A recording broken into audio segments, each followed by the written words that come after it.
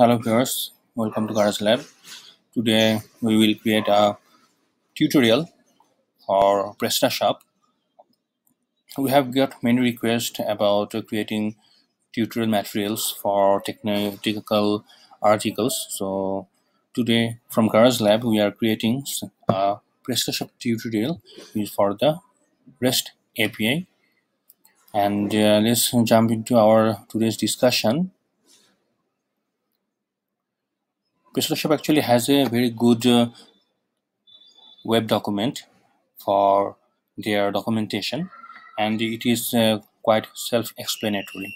Okay, so in the document, if you go to the web service section, you will see that it has all the features for REST API, and I think everyone knows about the REST representative state transfer, and it supports for both JSON and XML format. And for the HTTP request, you can set the post, get, put, delete. These are the requests supported, and it actually the URL comes with the /API extension. Okay, so just add the /API for the REST API access, and for using the REST API, we can actually create the authorization token. So the first step is to create the authorization token, and this authorization token can be created both from admin panel and also from the programmatically. Okay, so regarding the admin panel, it is pretty simple. Just go to the admin panel, and in the web service section create the web service, so you can easily familiar with the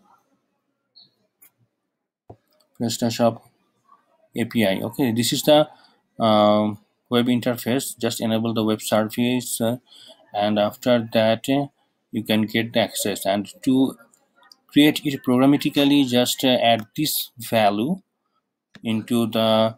You can add, if you are using a module, just add it into the install method, and it will enable the web service for you in PrestaShop.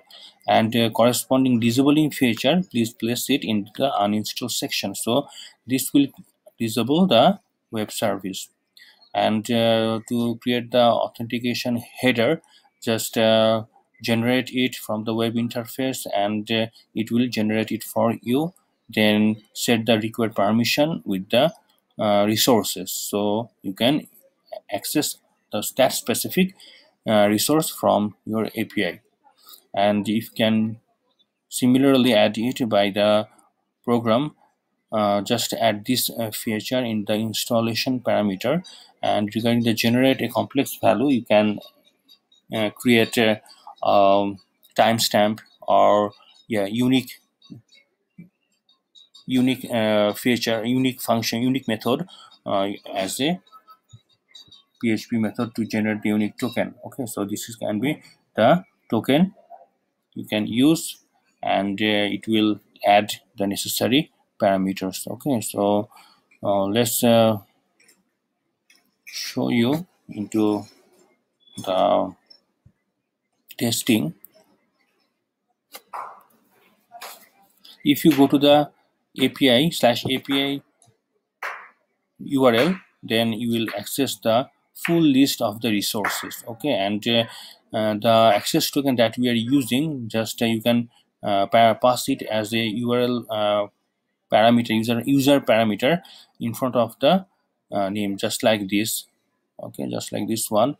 In front of this, paste your access token with the attribute. Okay, so this will be the access token, and remaining will be the attribute. So you can get the JSON format of this attribute like this JSON format. Okay, so this will be the access token. And also, if you don't want to pass it with the URL, that is very much risky, you can pass it with the authorization header.